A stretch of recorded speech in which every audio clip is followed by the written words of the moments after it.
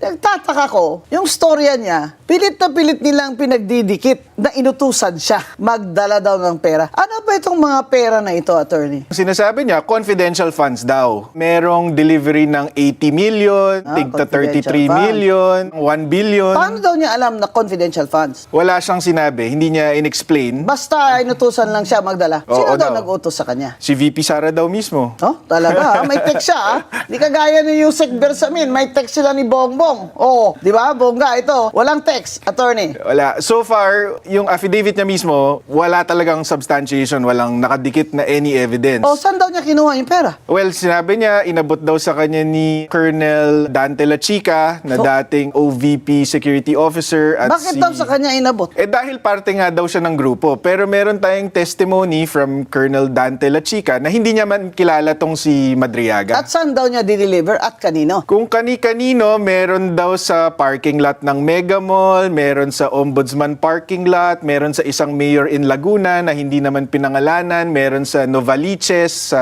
Santiago family, pero walang mga detalye. At yung mga detalye na binigay niya, kunyari, meron siyang sinabi, dineliver niya sa Mega Mall parking lot, tapos white Vios daw na may 80 million ng laman. And then, a few days later, nakita niya daw na the same car minamaneho ni Miss Ria Kilala, asawa ni Attorney Ryan Kilala. Pero imposible yon, hindi naman nagda-drive itong si Ria Kilala. We have a certification from the LTO Oo, na she has no license. no driver's license at hindi talaga marunong mag-drive.